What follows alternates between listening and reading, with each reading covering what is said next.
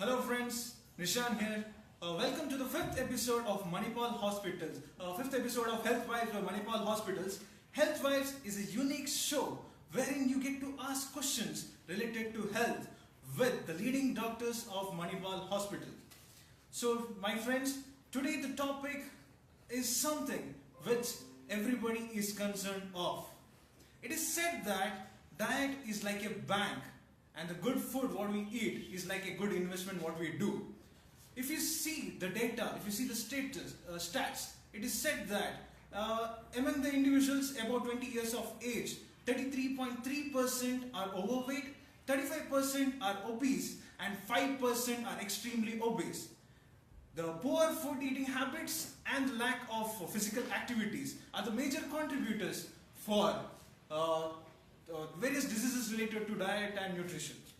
So to answer to all these questions, we have with us Dr. Kavitha Simha, who is HOD of Diet and Nutrition Department. So welcome, ma'am. Thank you. So we have lots of questions lined up for today's show related to diet and nutrition. So without wasting lots of time, I would go to the first question. The first question is from Mudit. What are the most common nutritious food in a veg and non-veg diet that one can follow? There are many things. I believe the bottom line is that whatever is natural and fresh and has been passed on to us from generations is always healthy over what is available off the shelf or processed. Something that you conveniently buy off the shelves may not be healthy. So the bottom line, and very easy to remember, is that if you want healthy food, cook it at home. So that is the best advice in both vegetarian and non-vegetarian.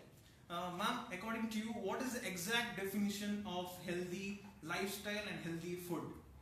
A healthy lifestyle is something that that enables you to be healthy, enables you to carry out your day-to-day activities, enables you to also have a lot of energy in excess that you would require for stressful situations, and also to ward off lifestyle diseases, chronic lifestyle diseases, as in diabetes or obesity or heart disease or whatever. So a healthy lifestyle needs to take care of all these things. At the same time, you also asked me about a healthy diet. Right. A healthy diet is something that includes all the major food groups in the right balanced way, and is fresh and is locally grown and is also prepared at home. So that is what my take on healthy diet is. So the next question is from Rohit. What foods are high in protein? If you're talking about non-vegetarian foods, you have the dairy products, which are really good sources of protein, and you also have eggs, and of course fish and chicken are always good sources. But then we don't always recommend eating red meat, as it's associated with a lot of other risk factors, as in cancer risk and other things.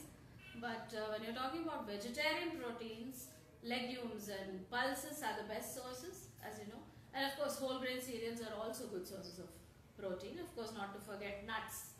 Nuts are a great source of protein as well. Ma'am, what is your take on protein shakes? Because now it's a young India, so most of the people run to gyms so they can reduce their weight and make good body like Hrithik Roshan, 6 packs. So they get into buying more of supplements, that is protein shakes. So what is your take on protein shakes? That's a very good question actually, and very relevant today, because everybody wants a quick fix. Everybody wants to take something off the shelf which doesn't require much time to prepare. But then you need to be aware of the dangers of taking high protein supplements without a proper doctor's or dietitian's advice, because it could be harmful in the long run. And you never know what kind of ingredients are added to these proteins. Sometimes steroids are mixed, and sometimes you never know what kind of artificial sweeteners and preservatives are also added. Does it affect the bones, ma'am? I heard it like more intake of protein will always lead to some damages caused to the bones, joints. I don't think there's any correlation with protein intake and bone damage as such. But then high protein is a risk factor for developing kidney disorders, and could also lead to dehydration in the long run, because excess protein kind of dehydrates, and that also puts a stress on kidneys, by maximizing the dehydration levels. So you suggest whenever you take any kind of protein supplements, it's always to take suggestion from a physician. Yes, absolutely. A prescription is necessary. A prescription of possibly a good brand, which has been tried and tested, and it's clinically, trials have been done on this product and have been proven to be safe, and should necessarily be backed by a medical professional's prescription. So that should fit into a healthy, balanced diet plan as well. So supplements are any day not advised. Next question is from Nirmal. What are good and bad carbs? Well, good carbs are generally something that is complex and is fiber rich. When you retain the entire husk of grains and legumes, you're getting the maximum amount of fiber, which has many health benefits, and so we call them good carbs. So bad carbs is something that don't do anything, that is just empty calories, and don't have any other nutrients apart from just starch. So those will include anything white and refined in vegetarian products, as in maida, rice flour and white bread. Anything white in vegetarian will be just empty calories, and then bad for Or even rice? Even Rice white is also- rice, not necessarily all kinds of rice, but yeah, white rice is generally just When you're starch. speaking of rice, I just remember one thing. Is brown rice better than white rice or boiled rice? What do we eat? Definitely brown rice, because it tends to have more of the outer husk still intact, that is if it's unpolished. If it's highly refined brown rice, it's the same as white. And if it's steamed or parboiled, it tends to retain more of the nutrients, because when they do the parboiling process, the entire outer husk nutrients enter the rice grain, so thereby you are getting more of the nutrients. So parboiled or steamed rice is better, and at the same time unpolished brown is always better than white. Okay. So the next question is from John. What is the meaning of good fat and bad fat, and which food comes in which category? So basically he wants to know which food comes in which category. Okay. What is good fat, what is bad fat? I think that's a pretty long list to cover in this forum. But then I can just briefly tell what is good and what is bad. Good fats are something that are essential. I mean, there are all kinds of fats. Some are generally manufactured in the body itself, so we call them non-essential fats. But these are manufactured from the fats that we supply in the diet, which are essential. So then essential fats are necessary to produce non-essential fatty acids. So there are all kinds of fats. And then we have three major categories, which we call PUFA, MUFA and SFA. PUFA is polyunsaturated fats, MUFA is monounsaturates, and then finally we have saturated fats. All three are necessary, although there is no recommendation for saturated fats as such, and they are associated with the coronary artery disease. They may lead to blockage of arteries. So apart from SFA, the other two that I mentioned are necessary part of your diet, and they are healthy. They are good fats. Okay. Now when we eat, we never think about so much of science. Science is involved in the starch, carbohydrates. Okay. So I guess John must have got his answer for this question. That is good fat and bad fat.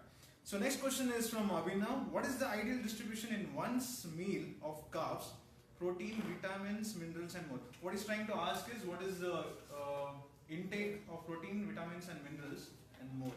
I think he wants to know what is the recommendation levels. What amount of protein is required in a day? Right. So when it comes to macronutrients, we are basically what we follow is the guidelines set by the ICMR, or Indian Council of Medical Research. So they have set guidelines for Indians to follow, and an adult sedentary man, for example, needs around 2,000-2,400 calories in a day, provided is active. And a woman, adult sedentary woman, needs between 1,800 to 2,000, again provided she is active.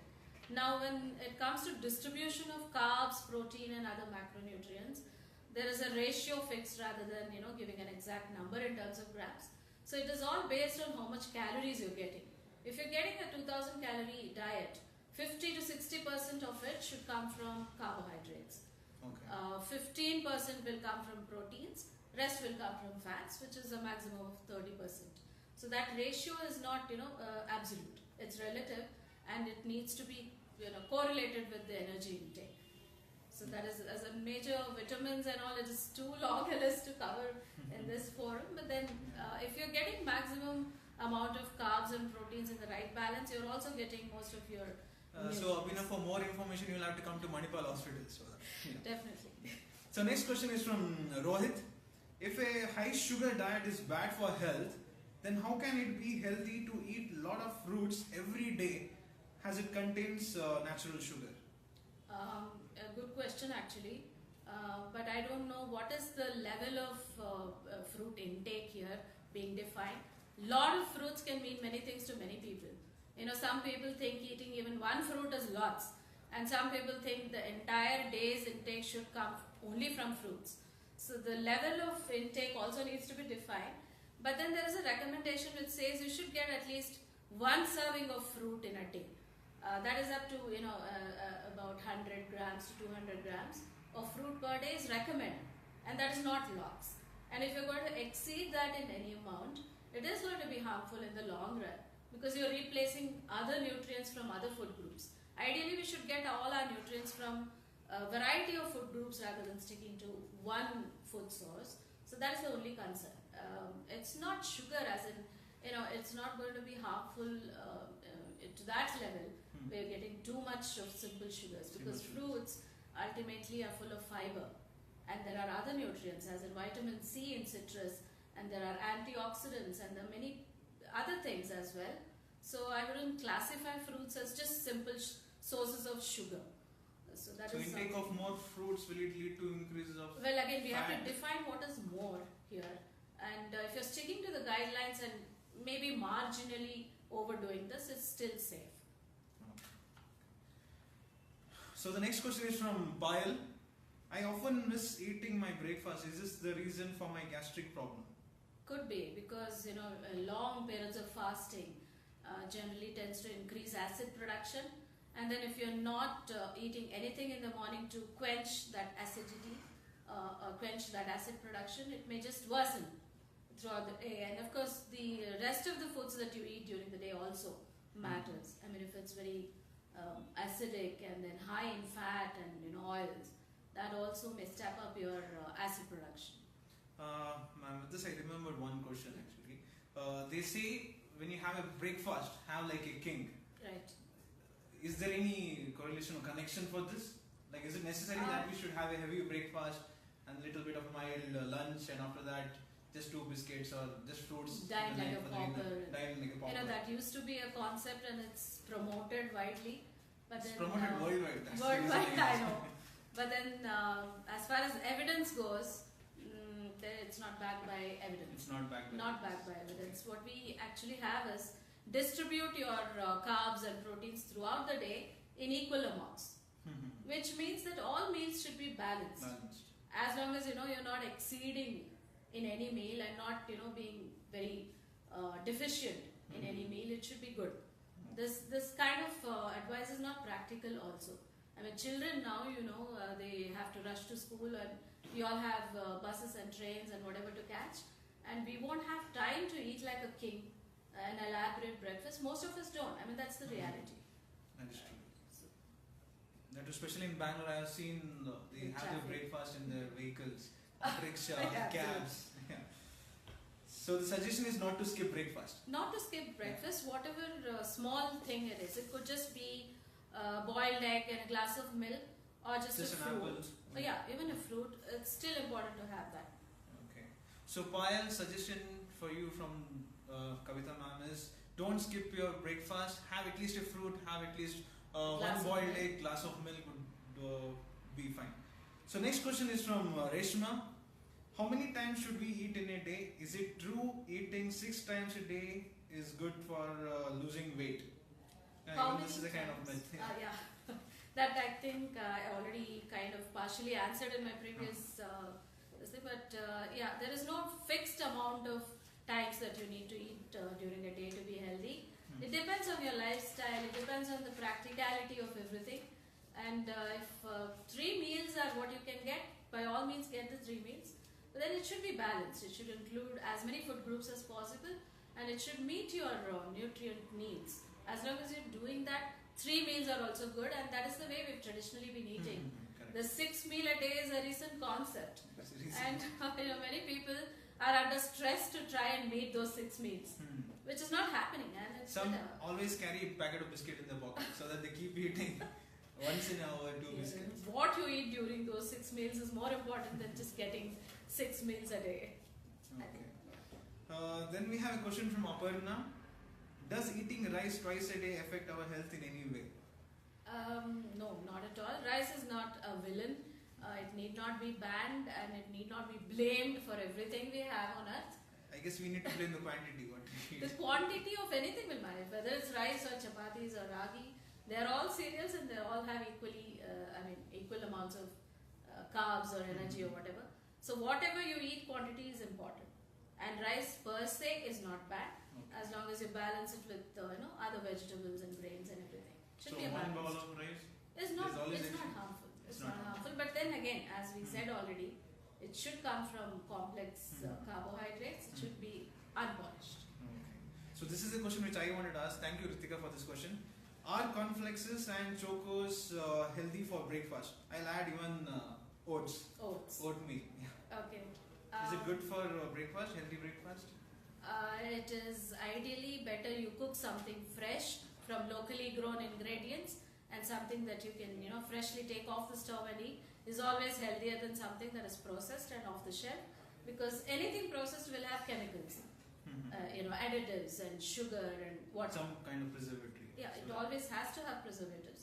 So ideally it's not a good situation at all, unless you don't have any options, and then you might have to buy something that is whole grain and sugar free if possible. But then if for those who can cook at home, this is not a ideal option. Okay. The next question is from Arvind. How much chocolate cheese can I eat in a day and not to gain weight? This is some kind of secret. If you We don't know. it, everyone If will you follow it. discover, you can let us know. Yes. No, but then Is there's there no any answer for such. this, ma'am? No.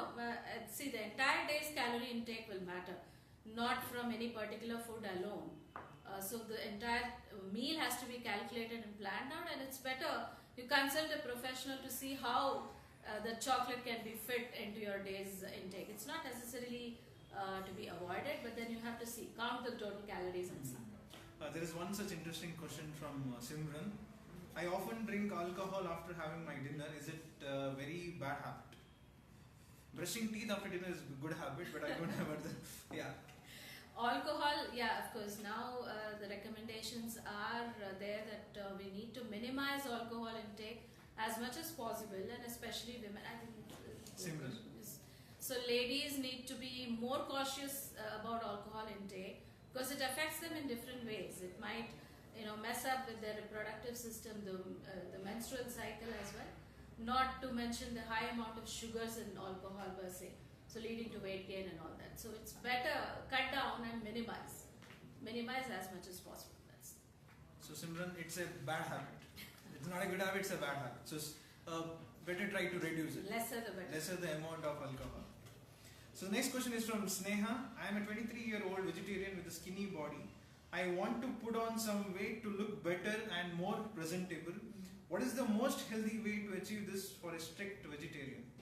For a strict vegetarian, I think if you've not mentioned, if you do take dairy products, that will be the best source of protein if you do. And if you're not allergic to dairy products, include plenty of milk, curds and paneer made out of cow's milk as far as possible in your daily diet. And nuts are a great source of energy and protein, not to mention all kinds of other micronutrients. So a handful of nuts, I know that includes ground nuts and almonds and walnuts, all are healthy. So you can step up on that. And of course, fruits are always a powerhouse of nutrition. So you can add them as well, not to mention the whole grains and cereals, which are always a part of healthy diet. Okay. So the next question is from Diksha. What are the benefits of eating eggs? What nutrition does it provide? The eggs are great sources of protein. It's the best biologically available protein that we have. We grade the protein quality in different terms, and the egg matches the highest level. Everything else is measured in terms of the quality of egg. So it sets the benchmark as far as protein is concerned. other than protein, you also have various fat-soluble vitamins, as in vitamin A in the yolk. There is also some amount of iron. There is biotin. There is riboflavin. There are many of other nutrients. There's a long list actually, and it's all healthy, so it is good. Okay. I'm sure all the viewers also will be having this doubt. Is eating yellow yolk or yellow of the egg good for health? Like more eating of yellow, is it good for health or bad? Again, we are guided by the recommendations. As So long as you percentage eat, according to the guide? there's no such thing as more. There's no such thing as less. Everything is in a moderation and in a balanced way. Nothing is harmful. I mean, egg is a natural source of protein as well. So if you're getting 3 whole eggs in a week, that is the recommendation for Indians. 3 whole eggs in a week is not a problem. If you're going to eat, some people do this, 21 eggs in a day for bodybuilding, so that is going to be a problem. Yes. They don't eat yellow. If it includes yellow, 21 per day is a problem. It's a problem. If it doesn't, then then again 21 eggs is not really something that's good. And the next question is from Rohit.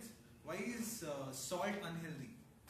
Salt is not unhealthy. It's very much a part of your healthy diet. It's needed. Sodium is very much important to regulate various body functions. It maintains your blood pressure. But too much of anything is always bad. So excess sodium or excess salt is bad. But then the recommended amount of salt, as in what is recommended, is 6 grams per day. That is 1 to 1.5 teaspoon of salt in a day is not unhealthy. It is required. Yeah. So next question is from Aniket. How bad is high fructose corn syrup? How does it affect brain, body and other organs? Okay. High fructose corn syrup is something that is made from corn. It's a sweetener made from corn starch. It is a processed sweetener, and as it is with every other sweetener which is made artificially or derived artificially from products, it can lead to high insulin levels, it can raise your sugar levels, it can lead to obesity in the long run. So all these chronic lifestyle diseases are linked to high fructose corn syrup. I think it's by itself it may not be harmful, but then it always is linked to many other additives and chemicals which is usually part of processed foods. So in that way, avoid anything that contains HFCS, as in processed foods. I mean. Okay. So there's a question from Prashant. How is brown bread better than white bread? I don't know who told you brown bread is better than white, because what we have available here locally at least, both are same. Not too much. I guess brown bread is made of wheat and white bread is made of maida. Then again, we cannot generalize saying all brown bread will be made from whole wheat. Correct. They may still be made from refined flour, and then they could be having caramelized coloring to get that brown color. So we have to be sure, you have to check the label. If it says whole wheat flour up to 100%, then that's made from whole wheat. If it says wheat flour, it is still refined flour. Okay. So the next question is from Pooja. Is eating Maggi really bad for health? Some kind of controversial question, I guess. We need not answer this. So next question is from Sangeeta. What meats are not safe to eat while pregnant? Yeah, that's important. Okay. Yeah, that's something important. So pregnant women are advised to take a lot of proteins, but then the sources of those proteins will still need to be seen very carefully. Fish especially. Sea fish are poisoned with mercury. Now we have mercury poisoning in our lakes and rivers and seas. But in India, we don't have any statistics or data as such to know which fish will have less of a mercury and which fish has more. So to be on the safer side, we say minimize your intake of sea fish or any kind of fish in pregnancy. It could be just one serving in a week. All other protein could be safe as far as it's cooked properly, thoroughly, and at home. So any kind of meat is fine. It's fine, but then it's Chicken, again mutton. it's based on the prescription by the doctor and then the dietitian. You should not be overdoing any of the things. Okay. The next question is from Anaga. Is it safe to eat sweets coated with silver foil? It's not safe to eat sweets even without Without a silver foil. So I guess that answers the question. Minimize. Anything occasionally is fine. Anything you're overdoing, in a day is bad. So there's a question from Aaron. I'm not sure what the question is. Is fat rice or Kerala rice good for health? Fat rice, I don't know what. Maybe boiled is referring to boiled rice. I think the Boiled rice shape and of white the rice. rice, Yeah, they are good for health. Whatever that we have been traditionally eating. I think Keralites eat a lot of brown rice and red rice and the fat versions of the rice. It's absolutely healthy. You just need to see the quantity, overall quantity.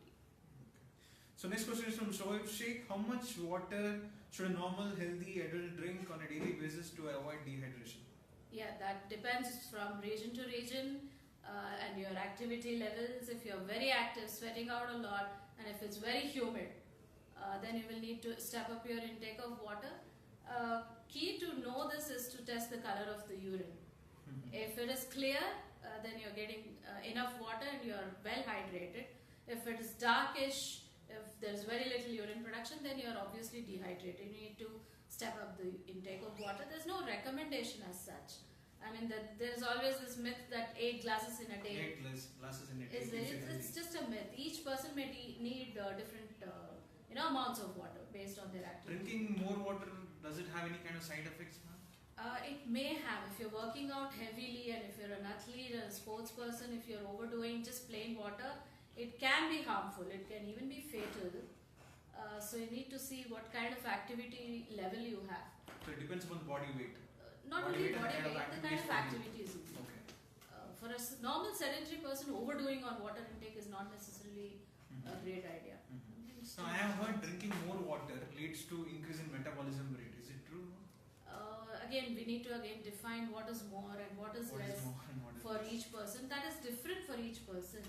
And if you're well hydrated, there's no need to, there's no reason why you should double your intake of water or anything just because it boosts metabolic. It doesn't boost anything other than, filling up the stomach. Okay. So there is a question from Lavpreet Singh. I want to gain some weight. Can I know some supplements for that? Ideally, we don't recommend supplements to gain weight. You should consult a doctor or a dietitian ideally to get your balanced, weight gain diet and then follow it meticulously. The next question, Nisha Verma is asking, how many food groups are in the food guide pyramid?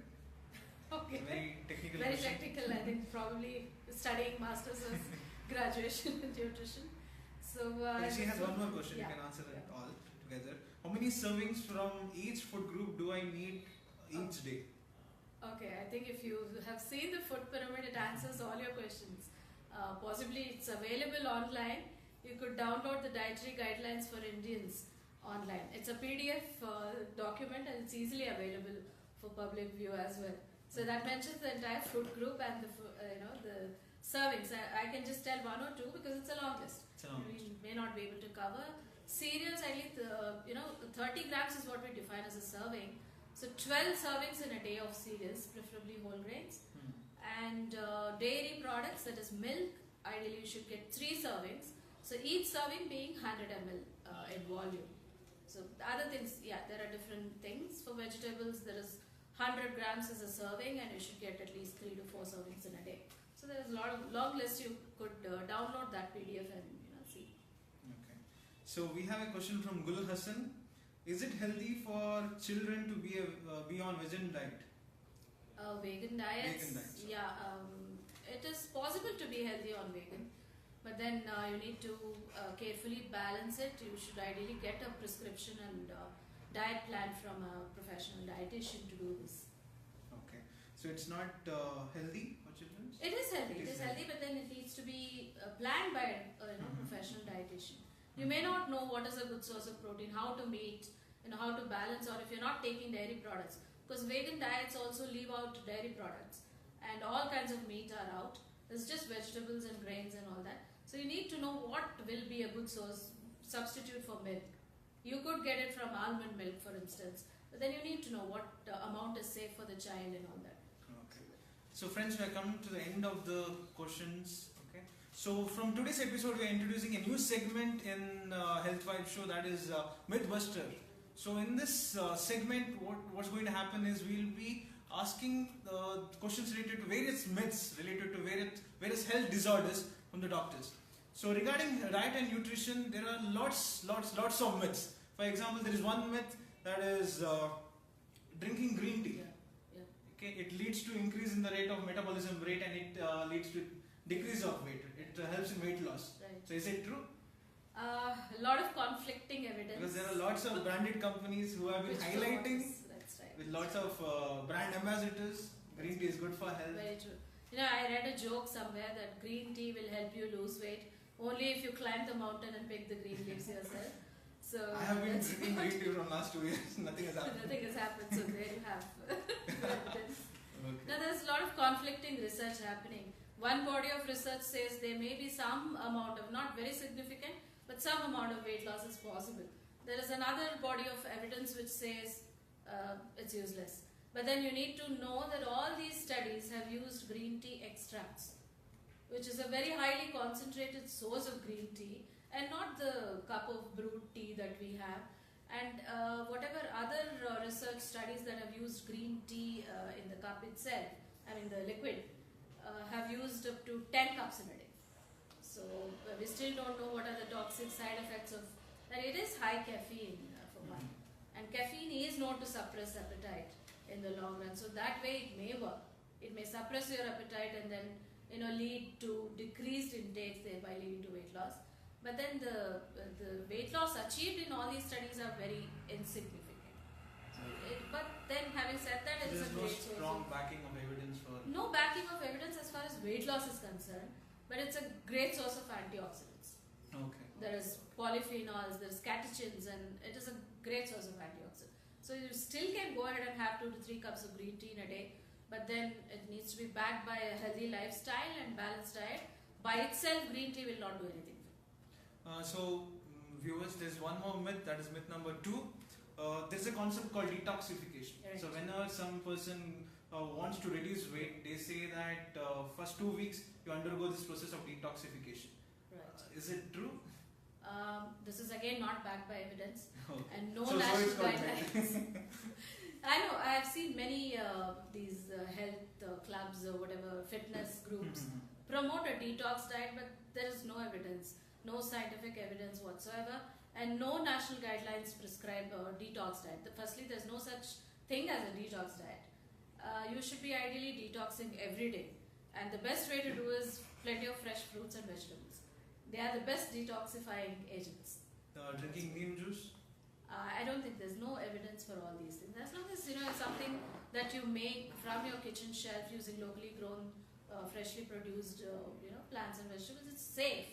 But then whether it will detox you to whatever degree, there's no evidence. And then we need to again define what is detoxification. What is detoxification?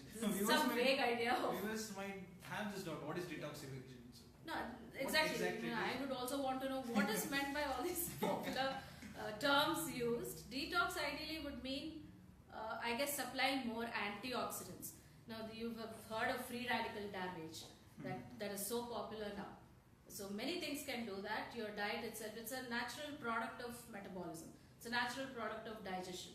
So there are plenty of free oxygen radicals that are released in the body. There's a normal process. And then pollution, cigarette smoking, alcohol, all of them also contribute to free radical generation.